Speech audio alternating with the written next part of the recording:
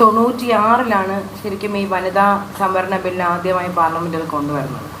അവിടെ ശക്തമായ പ്രതിപക്ഷ എതിർപ്പ് വന്നതിന് ശേഷം അത് കൃത്യമാക്കാൻ നമുക്ക് പറ്റിയിട്ടില്ല. എങ്കിൽ പിന്നെ 98-ലും 99-ലും 2003-ലും അടൽ ബിഹാരി വാജ്പേയിയുടെ സമയത്ത് ഇത് കൊണ്ടുവന്നപ്പോഴും അപ്പോഴും പ്രതിപക്ഷ എതിർപ്പ് കൊണ്ടാണ് ഇത് നടപ്പിലാക്കാൻ സാധിക്കാതെ വന്നത്. പിന്നെ ഈ 2000 ഈ സമയം വരെ നമ്മൾ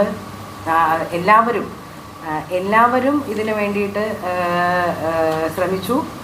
നമുക്കത് നടപ്പിലാക്കാൻ പറ്റി എന്നുള്ളത്, നടപ്പിലാക്കാൻ സാധിക്കുന്നു എന്നുള്ളതാണ് ഇതിനകത്തെ പോസിറ്റീവ് പോയിൻ്റായിട്ട് നിങ്ങളെല്ലാവരും എടുക്കേണ്ടത്. അതെ, ഇത്രയും നാളായിട്ട് അത് ഇതുവരെ പല കാരണങ്ങൾ കൊണ്ട് സമ്മതിച്ചിട്ടില്ല സ്ത്രീകൾ ഉയർന്നു വരാനായിട്ട്. അപ്പോൾ ഇപ്പോൾ അതിൻ്റെ സമയം, ശരിയായിട്ടുള്ള സമയമായി എന്ന് കരുതിയെങ്കിലും എല്ലാവരും ചേർന്നിത് അംഗീകരിച്ച ഒരു നിയമമാക്കി പാസ്സാക്കി കൊണ്ടുവന്നാൽ ഭാരതത്തിനത് വളരെ നല്ലതായിരിക്കും എന്നുള്ള അഭിപ്രായമുണ്ട്.